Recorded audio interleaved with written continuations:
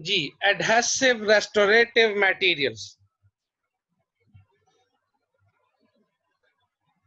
bonding of resin based materials. ठीक है जी. Now if we go for introduction of adhesives, adhesive के बारे में किसी को कुछ पता है? एडहेसिव किसको कहते हैं? जो दो चीजों को जोड़ते हैं. जी हाँ, एडहेसिव. तो development and regular use of adhesive materials revolutionized the restorative and preventive dentistry, and many advantages were taken from this. Now,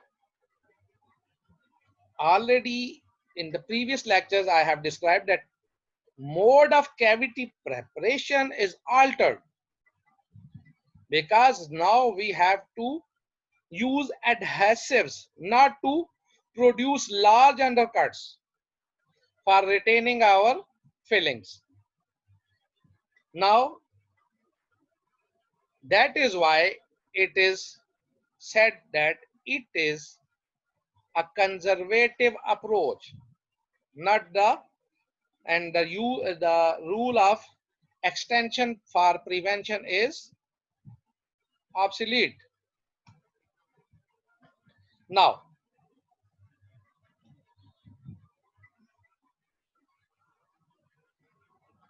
conservation of large quantities of sound tooth structure is evident with the use of these adhesives, which were otherwise a victim of our dental birth. Micro leakage also reduced or eliminated in some cases. Now, new treatments such as pits and facial sealing on posterior teeth, coverage of badly stained or deformed teeth in order to improve their appearance, and direct bonding of brackets in orthodontics. These are all due to the development of adhesive systems. Now, adhesive or adhesion, through adhesion, three major approaches were identified. Number one, bonding can be achieved through micromechanical attachment. Micromechanical attachment already described the acid etch technique. Then bonding through chemical adhesion to either enamel or dentine, and this can be identified by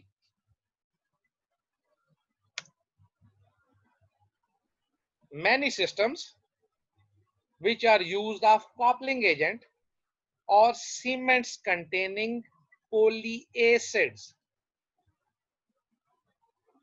We will discuss which cements are there which contain polyacids. And number three is the bonding through a complex mechanism already described in the previous chapter, which involves wetting, penetration, and the formation of a layer, hybrid layer of bound material at the interface between the restorative and the substrate. Substrate means enamel and dentine. And this is also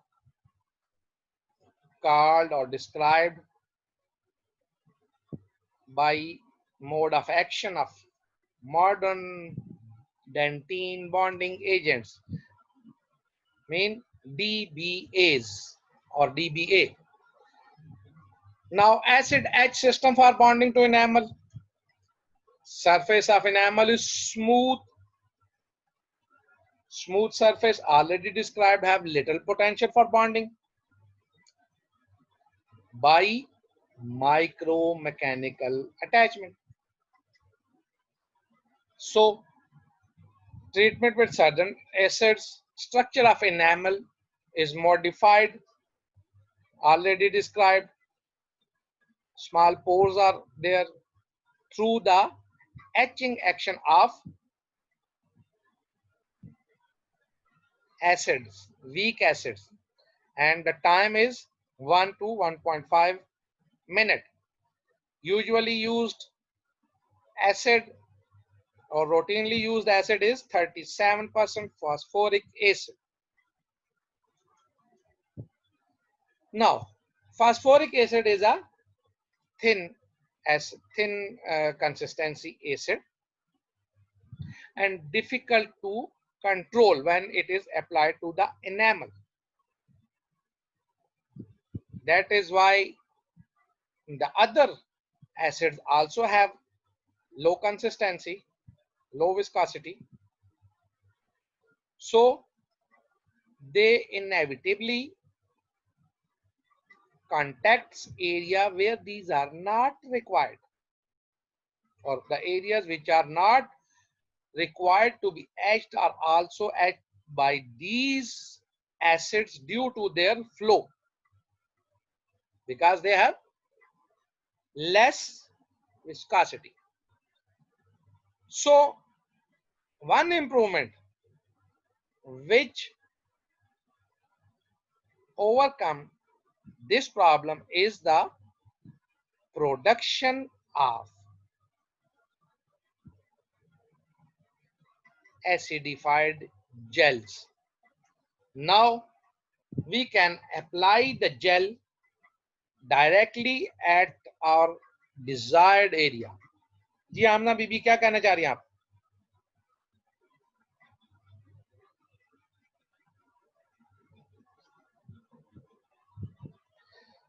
Now in addition, अब ये जो होता है ये तकरीबन clear होता है acid जितना भी होता है हमारे पास. Now the gel is normally pigmented. Green color usually or blue color is given to that gel for the differentiation, and this further aids the control of the application. This is a scanning electron micrograph of the surface of enamel after etching with 37% phosphoric acid followed by rinsing and drying, and this is the 2000 magnification.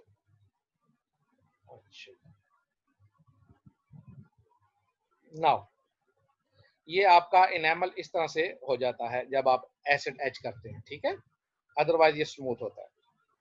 बेटा पानी देना. Now types of what? Types of etching.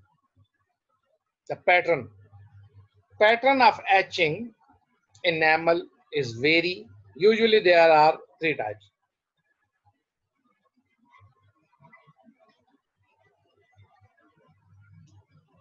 Type 1 involves preferential removal of the enamel prism cores while the prism peripheries remains intact. Type 2 etching pattern is opposite of type 1. It involves removal of peripheries and cores intact. And type 3 is the mixed type. It involves type 1 and type 2 both. Clear हो गई जी ये बात?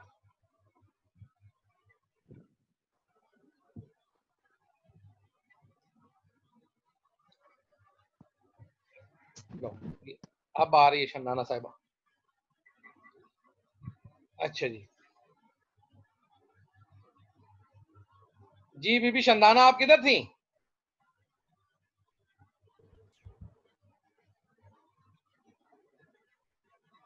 आप ही से पूछा बीबी excuse Shandana. मी sir, ये course क्या होता है?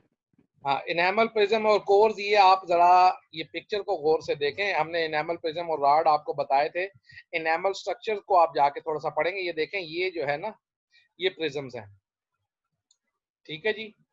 और ये इनेमल है। इसके ये जो कोर्स और रॉड्स, ये रॉड जो होते हैं ना, एक कोर कहेंगे उसके अंदर वाले सिस्टम को, और ये जो है पेरीफ्रीज, उसकी पेरीफ्रीज को। तो इसमें अगर देखें तो ये कोर जो है हमारी इंटैक्ट है, और ये जो इसकी पेरीफ्रीज हैं, ये सारी की सारी क्या हो चुकी हैं जी, डिसॉल्व हो चुकी हैं। तो ये प्रिज्म और वो है जी। शंदाना बीबी आपसे पूछ रहे हैं, आप किधर थी? सर नेट काम नहीं कर रहा था। हैं? कहाँ सर थी? नेट का इशू आ रहा था। बहुत अच्छा जी, आप लोगों के नेट के लिए अब क्या करें, चलें। वो आपके लिए हमने वो आपका जो क्वेश्चन था हमने इसमें कर दिया पिछले सेक्शन में। आप अगर वो रिकॉर्डिंग आपको मिल सके तो आप देख लीजिएगा, नहीं तो अपनी सहेलियों से पूछ लीजिएगा। ओके सर, ठीक है। जो आपका क्वेश्चन था उसका आपको आंसर मिल गया हुआ है कि नहीं?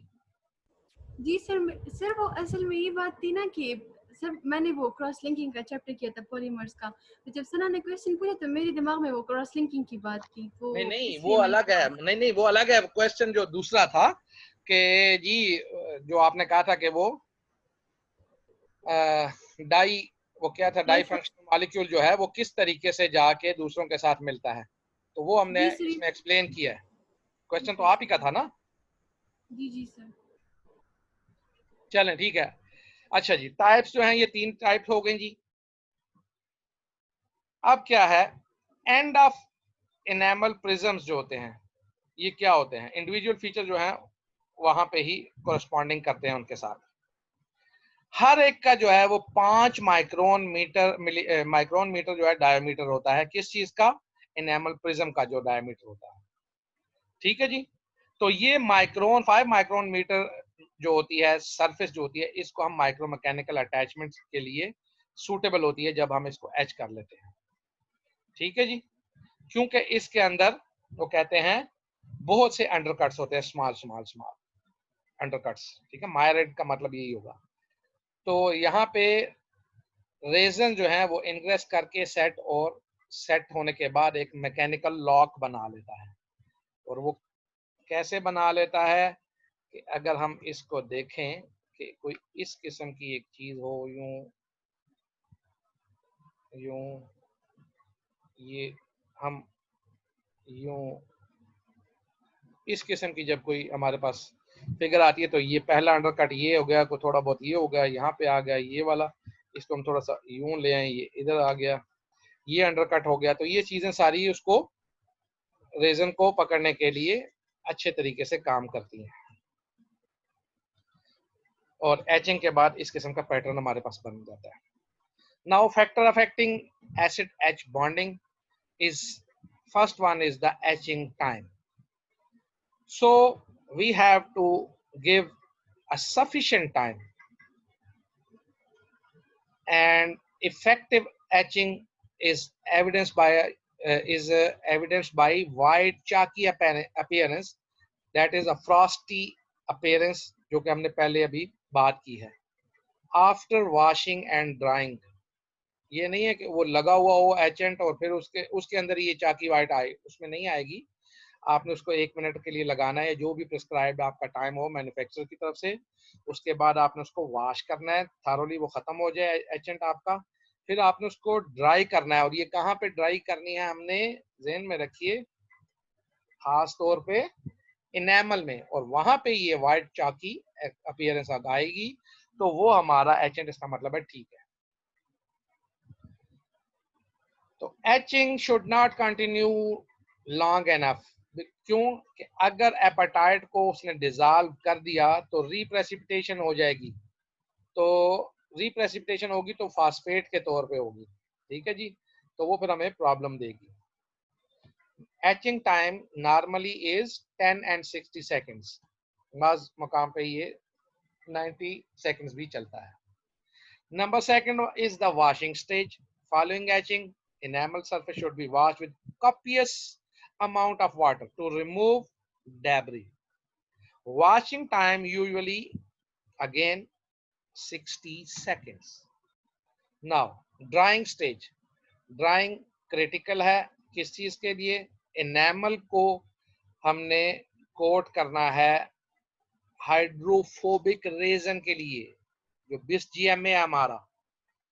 तो इसके लिए हम जो एयर यूज करते हैं वो भी ऑयल फ्री कंप्रेस्ड एयर होनी चाहिए. इसीलिए हमारा जो कंप्रेसर होता है डेंटिस्ट्री में ये जरा महंगा होता है कि इसमें जो एयर की जो मोटर लगी होती है उसके ऊपर जो कंप्रेसर होता है जो उसको टैंक में फेंकता है वो एयर ऑयल फ्री होना चाहिए. अगर वो ऑयल वाला होगा तो वो जो एयर कंप्रेस के अंदर डालेगा उसके साथ साथ ऑयल भी आ जाएगा. तो जब आप पेशेंट के मुंह के अंदर एयर ट्रिपल सिरिंज के थ्रू आप इंट्रोड्यूस कराएंगे उसको चाकी वाइट अपीयरेंस देखने के लिए, तो क्या होगा, वो जो ऑयल फ्री अगर नहीं होगी कंप्रेस्ड एयर तो ऑयल आ जाएगा. तो ऑयल तो किसी सूरत में भी बॉन्डिंग नहीं होने देगा.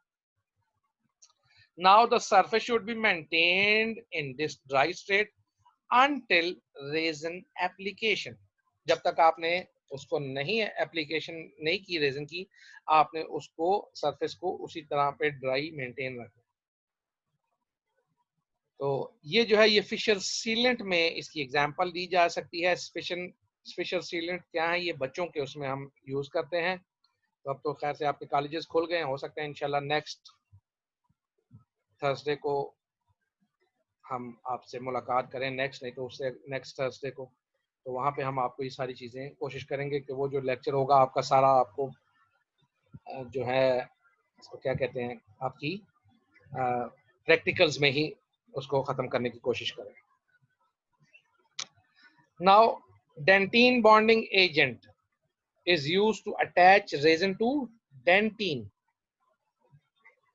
डेंटीन बॉन्डिंग एजेंट नाम से ही जाहिर है ना, लेकिन इनेमल भी आजकल हो जाता है, कोई ऐसा मसला नहीं है. Even enamel is damp we can use that DBA dentine bonding agent. तो अब डेंटीन बॉन्डिंग एजेंट वही डाई फंक्शनल होता है. अब ये अलग से डाई फंक्शनल चीज है. ये बॉन्डिंग एजेंट है, वो जो था क्रॉस लिंकिंग एजेंट था. दोनों ही डाई फंक्शनल मॉलिक्यूल्स हैं. इसमें क्या होगा, इसका एक सिरा क्या करेगा, हाइड्रोफिलिक होगा, दूसरा हाइड्रोफोबिक होगा. हाइड्रोफिलिक के साथ जा मिलेगा, हाइड्रोफोबिक के साथ हो जाएगा. तीसरी चीज जो थी हमारी कपलिंग एजेंट थी. कपलिंग एजेंट जो था वो ये था कि वो एक तरफ से सिलिकेट मतलब वो था साइलेन कपलिंग एजेंट होता है, तो एक तरफ उसका साइलेन होता है, दूसरी तरफ उसका हाइड्रोफोबिक एंड होता है. साइलेन जो होता है वो जाके इनऑर्गेनिक के साथ मिल जाता है और जो दूसरा सिरा होता है उसका वो ऑर्गेनिक मैट्रिक्स के साथ मिल जाता है. ठीक है जी. Now type of resin applied to the edge enamel surface depends upon the application. For composite mixed material directly applied to the edge enamel surface, or already described that resin from the composite goes and flows into the edge enamels, and after setting it forms rigid tags, resin tags hybrid layer, which is typically 25 micron meter long. Now 5 micron meter से ये अगर हम देखें, हमने क्या कहा था, these are 5 micron meter. ये क्या थे हमारे enamel prisms के, तो वहां से 25 micron meter long हो गए हम, हमारे पास जो रिजिड टैग्स बन गए हैं. नाउ अब ये प्रोजेक्शंस आ गई. अगर हम इसको देखें इनेमल था हमारा, प्रिज्म जो है वो ये थे. अगर आप इनको देखें, ये इनकी प्रोजेक्शंस, ये मैं वैसे बता रहा हूँ, ये छोटी छोटी, ये 5 मिलीमीटर थी. अब इसके बाद हमारे पास जो दूसरा टैग आ गया वो ये बिल्कुल सेम वही काम ये कर रहा है जैसे कि हमारा वो पिंस ने किया था अमलगम में। अब ये 25 मिलीमीटर लॉन्ग हो गई है, इससे 5 टाइम्स लॉन्ग हो गया काम। तो अब यहाँ पे ये जो है किसी भी मटेरियल को होल्ड करने के लिए ज्यादा इफेक्टिवली और एफिशिएंटली काम कर सकते हैं। तो ये इसके ऊपर हम अपना बिल्डअप कर सकते हैं। ठीक है जी ना। सर ये एक ही दांत था? ये दांत नहीं था बेटा, ये मैंने ये जेन में रखो 5 माइक्रोन मीटर की बात कर रहा हूँ। 5 माइक्रोन मीटर से फिर अच्छा 25 माइक्रोन मीटर पे आया हूँ और फिर उसके ऊपर मैंने बिल्डअप किया है। वो वैसे ही हाथ हमारा चूंकि दांत की तो ऊपर हिला हुआ तो वो उस तरीके से वो बन गया दांत सा। दांत नहीं था, ये सिर्फ मटेरियल की प्लेसमेंट बता रहे हैं कि वो चूंकि उसके अंदर पिलर से बन गए हैं, तो अब वो पिलर के ऊपर हम कोई भी मटेरियल डालेंगे तो 5 माइक्रोन मीटर बहुत छोटा है, तो 25 माइक्रोन मीटर उससे भी ज्यादा हो गया। तो अब उसके ऊपर हम 2 मिलीमीटर 3 मिलीमीटर अगर कोई चीज डाल दें तो उसको होल्ड कर लेंगे। ठीक है, सही है। अच्छा जी। नाउ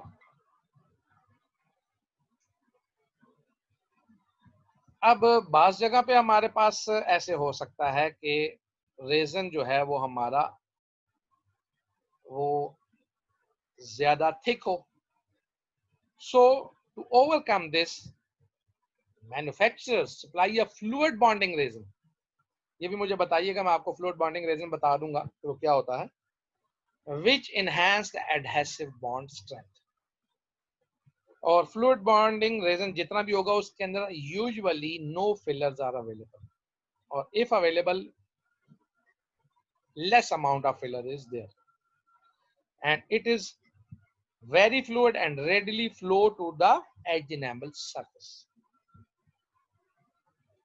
बॉन्डिंग रेजन जो है ये पहले तो हमारे पास 2 होता था, हम उसको मिक्स कर लेते थे। तो अभी भी आजकल आ रहा है एल पॉप उसको कहते हैं, लॉलीपॉप जिसको कहते हैं ना, उस तरह का वो बना हुआ होता है। हम इसको पिक्चर भी शायद आ जाए, हम आपको दिखाएंगे।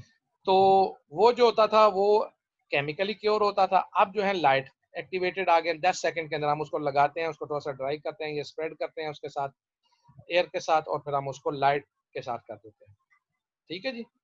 तो अगर लाइट एक्टिवेटेड होगा तो वो सिंगल कंपोनेंट होगा, और अगर 2 कंपोनेंट होंगे तो फिर ये जो होगा ये केमिकल एक्टिवेटिंग मटेरियल होगा। केमिकल एक्टिवेटिंग होगा तो वही चीज, एक में इनिशिएटर होगा दूसरे में एक्टिवेटर होगा, उसको मिक्स करेंगे और फिर उसको अप्लाई कर देंगे। ठीक है जी। अब एक चीज थोड़ी सी ज़हन में रखें कि इनेमल और डेंटिन में आप लोग कंफ्यूज ना हो। सिर्फ सीधी सी बात यह है कि पहले जमाने में ये होता था कि वो कहते हैं जी इनेमल जो है उसको ड्राई होना चाहिए बिल्कुल, और डेंटिन जो है वो चूंकि ड्राई नहीं होती तो उसमें बॉन्डिंग नहीं हो सकती, ये नहीं हो सकती, वो नहीं हो सकती। बाद में डेंटिन बॉन्डिंग एजेंट आ गया जिसमें यूजुअली हीमा था। हीमा मीन, हीमा का नाम ना मैंने बार बार आपको याद करवाया, वो आपको याद होना चाहिए।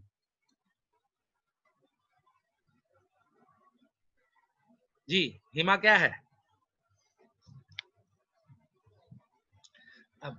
अब हीमा भी आपको याद नहीं है तो मैं क्या करूं। ये वो उसी से पूछ के बताएं, वो जो कहता है मैं नहीं बताऊंगा। मुझे लगता है आप लोगों ने उसके ज्यादा ही वो सुन लिए हैं, वो क्या उसको कहते हैं वीडियोस, जो वो कहता होता है कि मैं नहीं बताऊंगा, तो आप लोग भी उसी की उन बातों के ऊपर अमल पैरा हो। बेटा छोटे गिलास में पानी दो। तो आप भी नहीं बताऊंगी और बताऊंगा वाले उस पर बैठे हुए हो। हीमा अब आप लोगों ने बताना है कि हीमा क्या है, कौन सा कंपोनेंट है, क्या करता है। ठीक है जी। ये आप बेफिक्र रहें, आपकी असाइनमेंट इकट्ठी हो रही है। मैं एक ही दिन मूडल पे, सॉरी मूडल पे तो नहीं, इसके ऊपर आपके एडमोडो पे डाल दूंगा और आपने ये सारी लिखनी होंगी। अच्छा जी। बॉन्डिंग रेजन जो होगा हमारा, उसके अंदर अगर मिक्सिंग वो 4 आए तो इसका मतलब यही है कि ये हमारा सिंगल कंपोनेंट नहीं है, ये 2 कंपोनेंट्स है, एक में एक्टिवेटर एक में इनिशिएटर होगा। अब एक्टिवेटर और इनिशिएटर भी अगर मैं आप लोगों से पूछूंगा तो फिर वो भी आपको नहीं आता होगा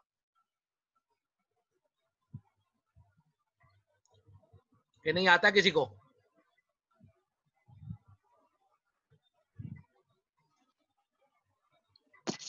सर क्या चीज? कंपोजिट रेजन का एक्टिवेटर और इनिशिएटर।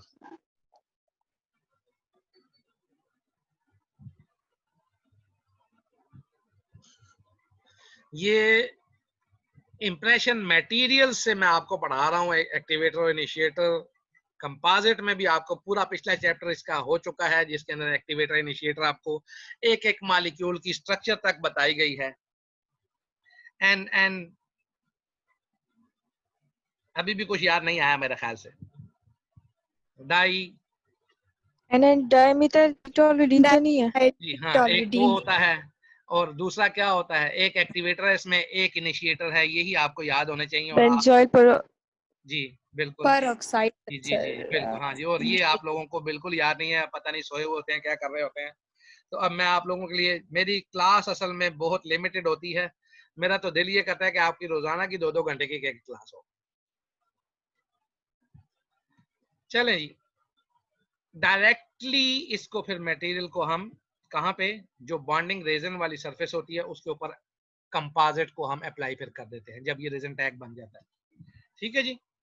अब इंटरमीडिएट लेयर जो है ऑलरेडी डिस्क्राइब,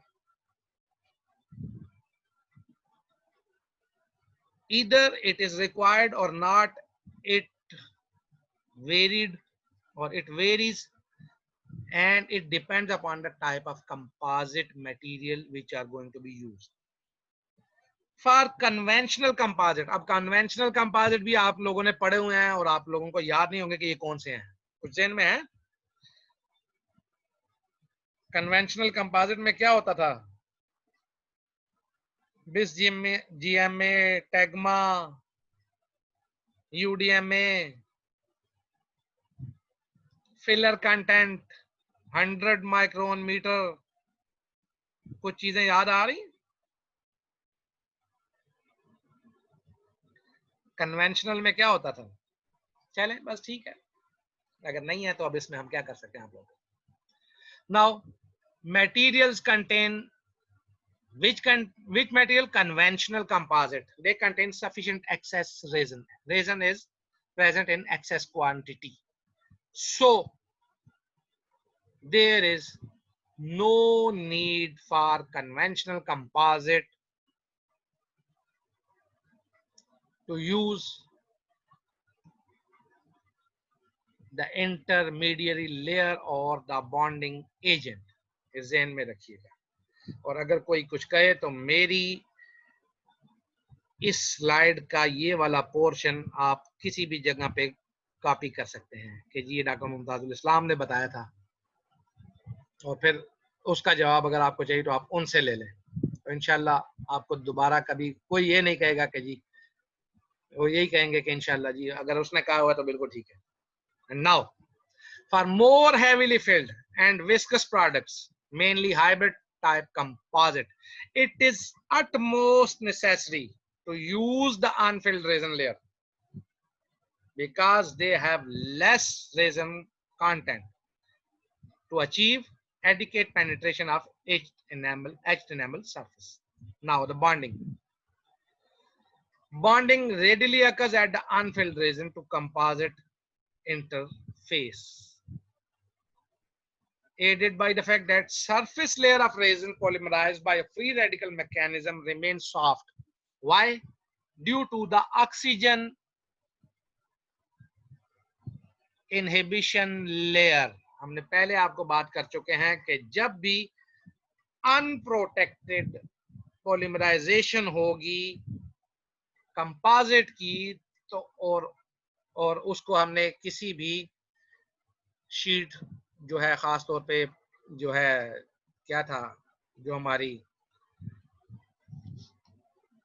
मैट्रिक्स बैंड जो था, वो मैट्रिक्स शीट जो थी कौन सी थी? दो बताइए, एक माइलर और दूसरी, तो माइलर स्ट्रिप या दूसरी वाली जो है, अगर उसके ऊपर नहीं है ऑक्सीजन, उसको मिल गई है, तो ऑक्सीजन हमेशा पॉलीमराइजेशन को इनहिबिट करती है और उसकी जो सरफेस लेयर होती है वो टैकी बनती है। ये हमने इसने पिछले चैप्टर के शुरू में हम आपको बता चुके हैं।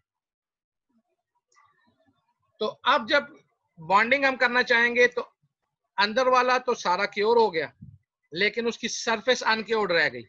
अब वो जो अनक्योर्ड सरफेस है उसके ऊपर दूसरा जब हम इंक्रीमेंट डालते हैं तो वो और वो दूसरी वो दोनों हो जाएंगी। अब ऊपर वाली सरफेस जो है हमारी वो अनक्योर्ड रह जाएगी, तीसरा जब डालेंगे उसके साथ तीसरी के साथ, इस तरह से ये अनक्योर्ड और क्योर्ड आपस में मिलते जाएंगे, तो ये बॉन्डिंग इफेक्टिव हो जाएगी। अब वो कहते हैं कि resulting shear bond strength achieved between edged enamel and restorative resin is 16 to 20 megapascals. Now, dryness way in which the enamel edge pattern affects bonding not been conclusively proven. Conclusively proven हमने कभी भी नहीं की।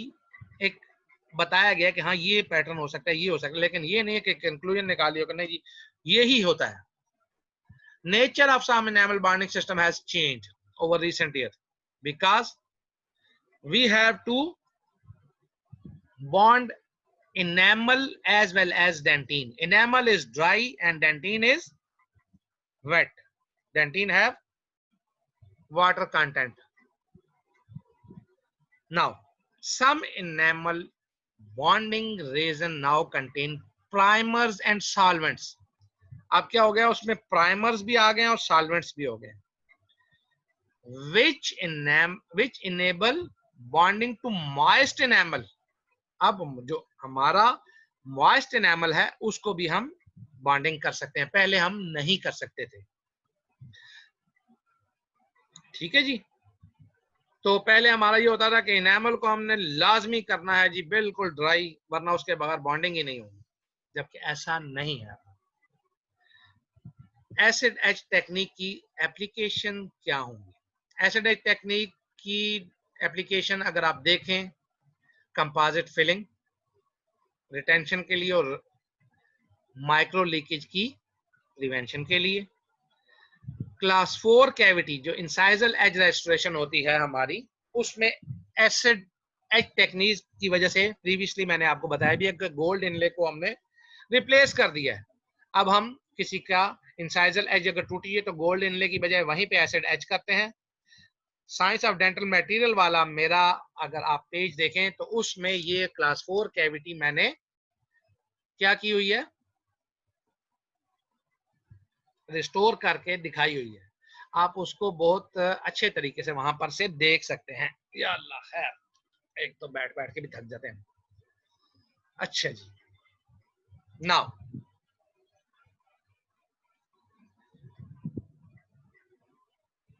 Gold इनले, एक minute जी क्या हो गया है। एक तो हम आज हमारा जो बेस है कंप्यूटर की वो टूटी हुई है, गत्ते का डब्बा मैंने रखा था वो उधर ले गया हूं मैं क्लिनिक दूसरे बेस को, तो इस बेचारे के लिए अब वो डब्बा टूट गया। रात को बारिश बड़ी तेज हुई है हमारे में। अच्छा जी, नाउ गोल्ड इनले को रिप्लेस हो गया जी, तो इसके साथ वही कंजर्वेटिव अप्रोच हमारी हो गई, वो ज्यादा कटिंग मटिंग खत्म हो गई हमारी। स्प्लिंटिंग ऑफ टीथ जो है वो हमारी अब इसके थ्रू हो जाती है। स्प्लिंटिंग का क्या मतलब होता है? बांधना किसी चीज। तो अब हम एचिंग के थ्रू स्प्लिंटिंग करते, पहले हम क्या करते थे, वायर्स लेके उनको स्प्लिंट करते होते थे। ठीक है जी, क्यों जी, ऐसे हो सकता है कि नहीं?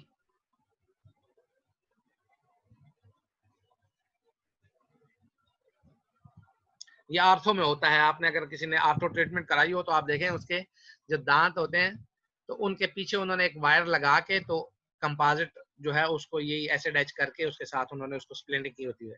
यहाँ पे इसके अलावा एक और भी है कि वो कहते हैं जी हम जब कैविटी बनाते थे तो कैविटी बनाने के बाद हमारा जो था ना, कैविटी प्रेपरेशन के बाद हमारा टूथ जो था वो वीक हो जाता था, तो अब हम उसको स्ट्रेंथ या स्प्लिंटिंग जो है वो कर देते हैं थ्रू एचिंग।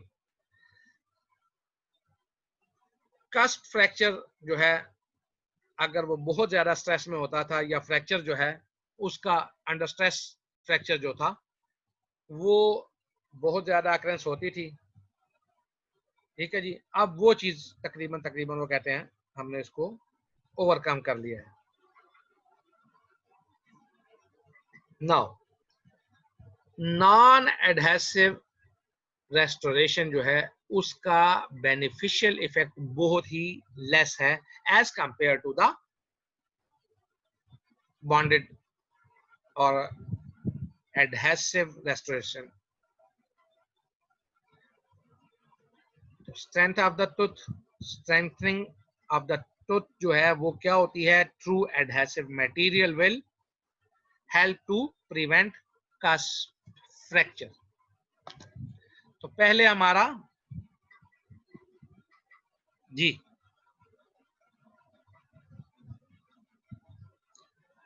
कस्प फ्रैक्चर होने के चांसेस बहुत ज्यादा होते थे, लेकिन अब चूंकि हमने एडहेसिव लगा दिया है तो एडहेसिव के साथ वो कस्प हमारी स्टेबल हो गई है।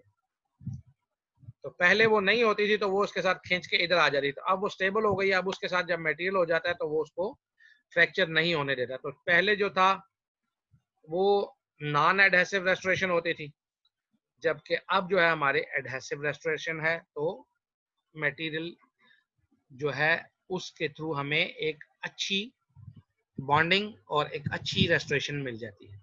Fissure sealant already describe. Pit and fissure caries को प्रिवेंशन के लिए यूज होते हैं। बेसिकली BSDMA और डाइमेथिल एक्रिलेट रेजन्स वगैरह इसके अंदर होते हैं। वही दोनों चीजें पेरोक्साइड इनिशिएटर और अमाइन होते हैं। अगर वो हमारे पास उसमें होगा बेसिक वही है, डाइल्यूएंट मोनोमर होगा। ठीक है जी, तो टैग्मा जिसको कहते हैं, और वही सारी चीजें जो हमने पिछले चैप्टर के शुरू में पढ़ी थी। फिशर सीलेंट में सब कुछ वही होता है। अगर मिक्स करके करेंगे तो क्या होगा, केमिकल एक्टिव होगा। लाइट के थ्रू करेंगे तो लाइट एक्टिवेटेड होगा।